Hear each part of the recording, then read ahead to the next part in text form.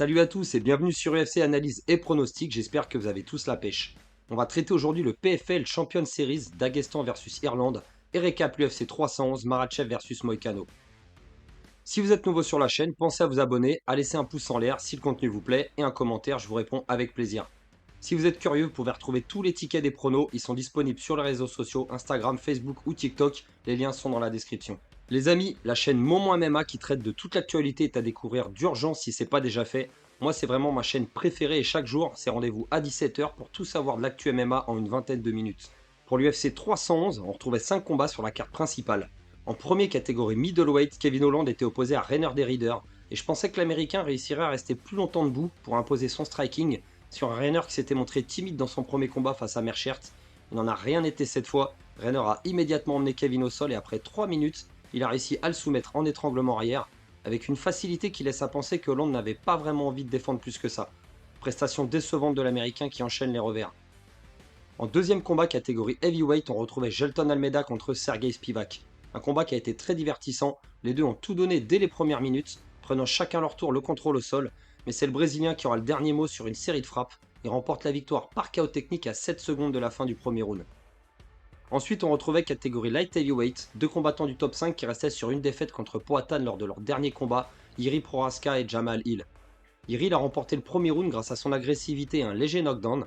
Hill il est bien revenu dans le deuxième avec un peu plus de volume et de précision dans les frappes. Mais dans le troisième, l'américain s'est fait cueillir après une série de frappes au visage. Jiri a fait ce qu'il fait de mieux et Jamal a été dépassé par la vitesse et la boxe du Tchèque.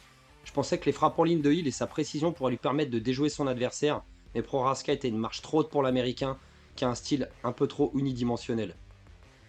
En co-main event, on retrouvait le champion Merab Valishvili contre Umar Nurmagomedov. C'était difficile à pronostiquer, faut être honnête, mais les bookmakers ils m'ont facilité la tâche en respectant pas Merab avec une cote à 3.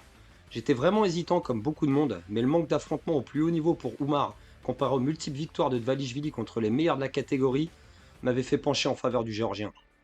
Alors les deux premiers rounds étaient très serrés, Umar il a pu annuler la lutte de Merab, et il s'est montré plus précis avec ses points, gérant parfaitement les distances. Mais à partir du troisième round, Merab est redevenu le tank qu'il a habituellement, équipé de 8 poumons et il a accéléré le rythme. Quant à l'inverse, Nurmagomedov il commençait déjà à montrer des signes de fatigue. Le quatrième round c'était clairement le plus dominant pour Merab, qui a fini par s'amuser avec un Merab totalement gazé et proche de la rupture physique.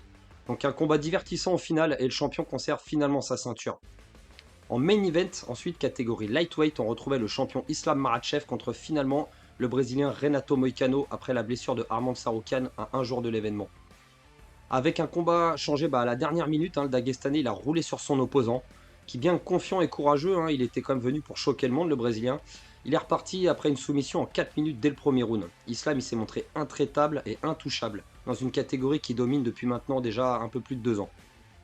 Donc les champions conservent leur ceinture, Iris rapproche à nouveau du Graal, Jelton a défié Cyril Gane et De Ridder il a confirmé face au gatekeeper Kevin Holland. On termine donc à 3 sur 5, c'est pas mal, surtout grâce à la cote de Merab Valishvili. Je vous rappelle pour les curieux les tickets, c'est sur Instagram, etc. Le PFL Champions Series Daghestan versus Irlande se tiendra à partir de 18h le samedi 25 janvier et on retrouve 5 combats à la carte principale. En premier combat catégorie bantamweight, on retrouve Renat Kavalov contre Clever Fernandez. Renat il est dagestanais, il a 26 ans, 8 victoires pour aucune défaite. Sur les 8 victoires, 6 finishes par KO technique et 2 décisions.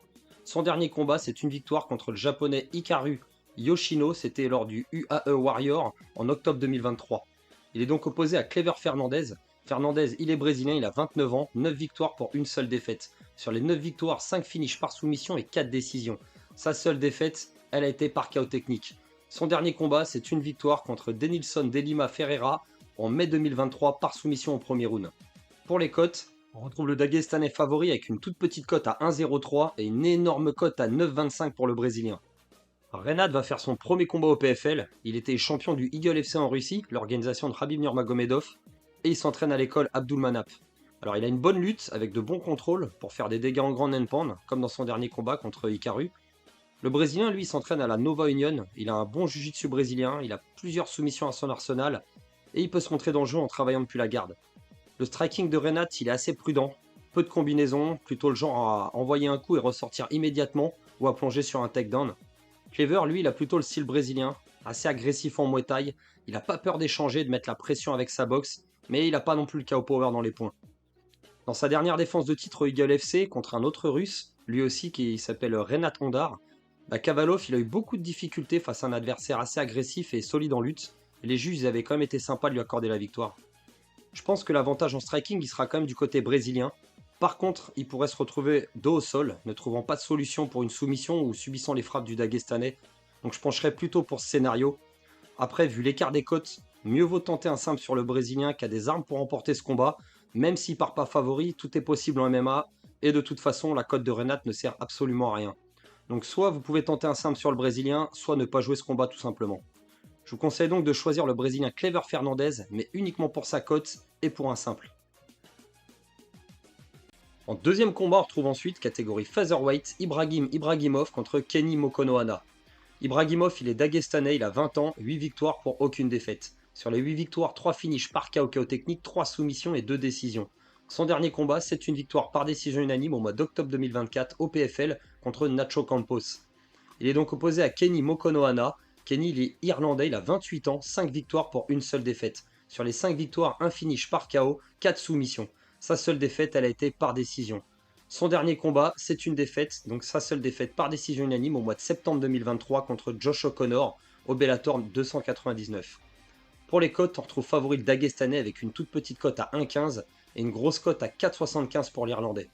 Alors Ibrahim, il a un bon sol, très solide, des compétences assez exceptionnelles en grappling. Il avait soumis Josh Reed au PFL l'année dernière avec un bras-tête de manière expéditive en seulement 50 secondes. Kenny, lui, il a quand même des takedowns corrects, il peut contrôler son adversaire pour faire des dégâts avec des frappes directement dans la garde. Il avait sonné Greg McIntosh avec un grand endpoint assez efficace lors de sa dernière victoire. Mais par contre, il a un grappling assez moyen, et dans son dernier combat, il a montré beaucoup de failles dans son jeu au sol. Il a perdu à plusieurs reprises des positions dominantes. L'Irlandais, il a néanmoins un striking légèrement supérieur au Russe, une meilleure allonge. Il peut toucher sur une combinaison et surprendre, mais il avait subi tout de même de nombreux calf kicks face à Josh O'Connor pendant son dernier combat. Ibrahim, lui, il a montré un très bon fight IQ. Il est jeune, mais son talent devrait lui donner l'avantage, je pense. Je le vois bien dominer Kenny au sol. Il bouge vite. Il peut même peut-être trouver le finish sur une soumission. Sinon, dominer l'Irlandais sur le dos pendant une bonne partie de l'affrontement. Je vous conseille donc de rester sur Ibrahim Ibrahimov. Je pense que ça reste le choix le moins risqué.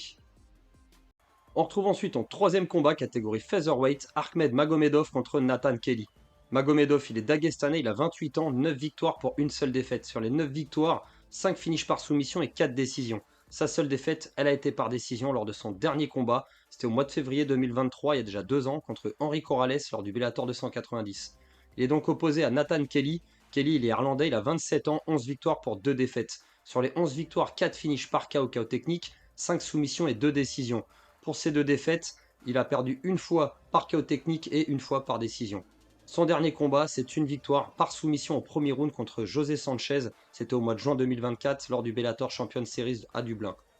Pour les cotes, on retrouve favori le Dagestanais avec une cote à 1,37 et une cote à 2,82 pour l'Irlandais. Alors Magomedov, il attaque beaucoup en lutte. Il va chercher l'ouverture avec une frappe et il tente d'amener ses adversaires au sol avec plus ou moins d'efficacité. Il attrape souvent le dos. Il a déjà quand même placé 4 soumissions en étranglement arrière. Mais sa lutte, elle a trouvé ses limites dans son dernier combat contre un vétéran avec une bonne défense. Henry Corrales, il avait su résister, il l'avait puni avec son striking, et ça avait coûté la première défaite au Dagestanais. Nathan, lui, il a une bonne défense de takedown et des soumissions dangereuses, plutôt efficaces, comme le ninja choke qu'il a réussi à placer à José Sanchez au Bellator l'année dernière. Il peut chercher à coller contre la cage, il peut soumettre en étranglement arrière également si l'occasion se présente. La boxe de Magomedov, elle est assez pauvre, pratiquement aucune combinaison s'il n'est pas à l'aise. Il ferme le jeu, il prend très peu de risques. Il avait dégusté du coup un contre Corrales, il reculait trop souvent en ligne, il a encaissé plusieurs frappes au visage. Kenny, lui, il est solide en striking, il frappe fort, il avait éteint Vicas au Bellator avec un coup de coude en pleine poire après une rupture de contact. Ses 2 seules défaites, elles remontent à ses débuts en 2018. Il a enchaîné depuis 11 victoires avec 9 finishes. Il est en confiance, je pense, l'Irlandais. Ahmed, lui, sort d'une défaite où il a montré un cardio moyen face à un vétéran de 36 ans. Il n'a pas réussi à le garder au sol, il a subi en pied-point. Je pense que l'Irlandais, il aura quand même l'avantage debout. Il devrait pouvoir résister aux tentatives d'amener au sol de Magomedov. En plus, le manque d'activité du Dagestanais, ça me laisse des doutes. Après 2 ans sans combat, il a dû s'entraîner durement, c'est sûr, mais le retour, il peut être parfois un peu compliqué mentalement. Donc on pourra avoir un finish dans ce combat, je pense que c'est possible. Je vous conseille donc de choisir Nathan Kelly, sa cote elle est intéressante au vu de ses qualités de combattant et je le vois capable de remporter la victoire. On retrouve ensuite en quatrième combat catégorie heavyweight Vadim Netkov contre Tim Johnson. Netkov, il est russe, il a 32 ans, 17 victoires pour 2 défaites. Sur les 17 victoires, 9 finishes par KO technique, 4 soumissions et 4 décisions. Ces 2 défaites, il a perdu une fois par KO technique et une fois par décision. Son dernier combat, c'est une victoire au PFL par soumission au deuxième round contre Bruno Capelosa. Il est donc opposé à Tim Johnson. Tim Johnson, il est américain, il a 39 ans, 18 victoires pour 10 défaites. Sur les 18 victoires, 10 finishes par KO technique, 3 soumissions et 5 décisions. Pour ces 10 défaites, il a perdu 6 fois par KO technique, une fois par soumission et 3 fois par décision. Son dernier combat, c'est une défaite par KO technique au premier round au mois d'août 2024 au PFL contre Denis Goltsov. Pour les cotes, on retrouve favori le russe avec une toute petite cote à 1,06 et une très grosse cote à 7,25 pour l'américain.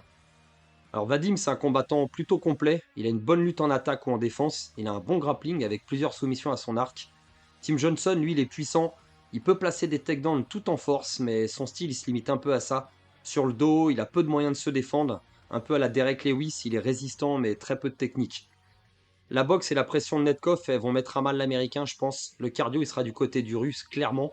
Il est champion light heavyweight du Bellator depuis 2020 après avoir battu Ryan Bader avec des défenses de titre contre des pointures comme Corey Anderson ou Yoel Romero. Ces 2 seules défaites, elles remontent à 10 ans déjà au Rizin, et dont une contre Jiri Prohaska. Johnson, lui, c'est un vétéran de l'UFC, où il avait battu notamment Marcin Tibura, où il avait aussi perdu contre Alex Volkov en 2016. Il avait perdu aussi contre le français Tchèque Congo par KO et contre Fedor Emelianenko au Bellator en 2021. Donc un parcours en dents de scie pour l'américain et à déjà 39 ans, je pense qu'il peut être dépassé debout comme au sol par la vitesse de Nemkov, par sa technique. Alors à moins qu'un lucky punch ou qu'une grosse erreur du russe, je lui donne très peu de chances de sortir victorieux l'américain.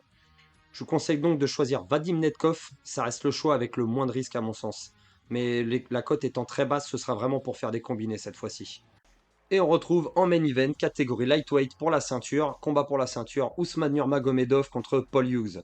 Alors Ousmane Nurmagomedov, il est dagestanais, il a 26 ans, 18 victoires pour aucune défaite. Sur les 18 victoires, 8 finishes par KO technique, 6 soumissions et 4 décisions. Son dernier combat, c'est une victoire par décision unanime contre Alexandre Chabli, c'était au mois de septembre 2024 au Bellator. Il est donc opposé à Paul Hughes. Paul, il est irlandais, il a 27 ans, 13 victoires pour une seule défaite. Sur ses 13 victoires, 6 finishes par KO technique, 3 soumissions et 4 décisions. Sa seule défaite, elle était par décision. Son dernier combat, c'est une victoire contre l'ancien champion Edgy McKee, c'était au mois d'octobre 2024 au PFL. Il a remporté le combat par split decision. Pour les cotes, on retrouve gros favori Ousmane Nurmagomedov avec une petite cote à 1,13 et une très grosse cote à 5,10 pour l'Irlandais. Alors Ousmane, c'est la famille de Khabib, combattant intelligent, lutteur exceptionnel, grappling niveau master, c'est le top du top. Capable de contrôler ses adversaires pour faire du dégât, capable de soumettre. Paul, lui, il a une très bonne défense de takedown, il a de très bons sprawls. Son grappling défensif, il est correct aussi, mais ça reste essentiellement un striker, avec beaucoup d'agressivité, beaucoup de volume, il frappe fort, il met beaucoup de pression. Il avait pressé Edgy McKee, l'ancien champion, donc contre la cage, avec des coups de genoux sautés, des crochets larges très puissants. Ousmane, il a aussi un très bon striking, il se déplace bien dans la cage, il a de bons low kicks, il a une boxe vraiment propre, sans trop s'exposer. Je pense que Hughes il va chercher à mettre la pression debout, et Ousmane il aura sûrement un game plan où il mixera avec la lutte, les takedowns, les feintes, il cherchera à amener l'Irlandais au sol à coup sûr. Il pourra prendre l'avantage je pense en forçant Paul à grappler et en le fatiguant. Même si l'Irlandais il a déjà fait des synchrones au Cage Warrior, je donne quand même l'avantage à Ousmane pour le cardio, surtout si le combat il dure jusqu'au round 4 ou 5. Paul il devra donc tenter de rester debout, d'imposer son style, forcer le Dagestanais à rentrer dans une guerre d'échange. Il est plus puissant, il peut connecter avec ses enchaînements et il peut créer l'exploit. On a vu samedi un Nurmagomedov tomber samedi dernier, mais la tâche elle s'annonce difficile pour Hughes. Je pense que Ousmane il est plus complet, qui peut dominer une bonne partie du combat au sol, résister aux nombreuses tentatives d'amener au sol, ça risque d'épuiser l'Irlandais surtout. Donc Ousmane, il a déjà défendu sa ceinture contre l'ancien champion UFC Benson Henderson, qu'il avait soumis en moins de 3 minutes, et plus récemment contre le solide Alexandre Chabli en septembre 2024. Seul bémol au tableau, sa victoire contre Brent Primus qui a été transformé en no contest pour cause de dopage. Quoi qu'il en soit, grosse expérience des combats de championnat pour Ousmane, mais une grosse envie de faire mal dans l'attitude et le style de Paul. Donc ça reste un combat où tout est possible. Les deux sont jeunes, ils ont les crocs, il y aura un esprit de revanche dans l'air. Ce combat il promet d'être disputé. Au vu des cotes, une nouvelle fois, mieux vaut tenter la cote de Paul, ou simplement pas jouer le combat à nouveau car la cote de Nurmagomedov elle est totalement inutile. Donc je vous conseille de choisir Paul Hughes pour un simple sur sa cote à 5, mais surtout restez raisonnable. Voilà les amis, j'espère que ces pronostics vont être bons et surtout qu'il ne va pas y avoir de changement ou d'annulation de combat d'ici samedi. Si ça se produit, je mettrai comme d'habitude le pronostic en commentaire épinglé. On se retrouvera du coup début février pour l'UFC Fight Night 250, Adesanya versus Imavov. On aura aussi Sharapoutin Magomedov contre Michael Venom Page et en poids lourd Sergei Pavlovich contre Jairzinho Rozenstruik. Il me reste plus qu'à vous dire de faire très attention avec les paris sportifs, c'est dangereux et risqué. Jouez toujours de façon ludique et réfléchie. De l'argent que vous pouvez vous permettre de perdre, c'est bien entendu interdit aux moins de 18 ans. Si jamais vous êtes en détresse d'argent, n'hésitez surtout pas à appeler le numéro qui est affiché à l'écran pour vous faire aider. Sur ce, je vous souhaite une excellente soirée. À la semaine prochaine. Ciao à tous.